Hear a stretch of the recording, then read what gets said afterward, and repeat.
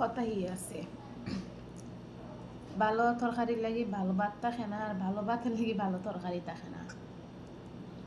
আমি আমার কথাই কই।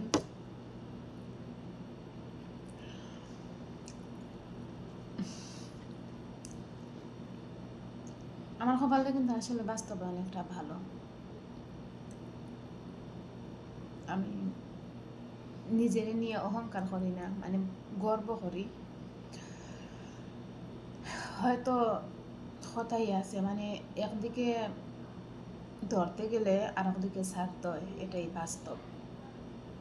আমার কত সুন্দর একটা সংসার, আজকে কত সুন্দর একটা সংসার, ঘর আছে, দোয়ার আছে, সব কিছুই আছে।